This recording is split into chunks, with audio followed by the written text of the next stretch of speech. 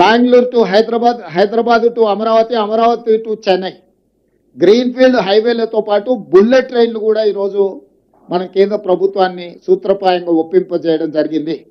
దీంతో దూరము తగ్గుతుంది. డెడికేటెడ్ గ్రీన్ఫీల్డ్ హైవే, ఎక్స్ప్రెస్ హైవేలు వేయడం ద్వారా, బుల్లెట్ ట్రైన్ ద్వారా రవాణా సులభతరం చేస్తున్నాం. భారతదేశంలో సముద్రపు ఒడ్డు లేని రాష్ట్రం తెలంగాణ రాష్ట్రం. ఒకప్పుడు నిజాం ప్రభుత్వంలో మచిలీపట్నం పోర్టు కూడా మన దగ్గర ఉండేది, నిజాం రాజ్యం ఉన్నప్పుడు. ఈరోజు మనం మచిలీపట్నం పోర్టు కూడా ఈరోజు కనెక్టివిటీ డెవలప్ చేస్తున్నాం. తద్వారా ఈ మ్యానుఫ్యాక్చరింగ్ జోన్లో సొంత దేశాలే కాకుండా విదేశాల నుంచి కూడా పెట్టుబడులను ఆకర్షించడం ద్వారా ఈరోజు అభివృద్ధి ప్రణాళికలు సిద్ధం చేస్తున్నాము.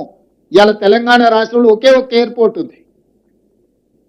ఇంకా ఎయిర్పోర్ట్లు రావాల్సిన అవసరం ఉంది, పారిశ్రామికవేత్తలు అడుగుతున్నారు.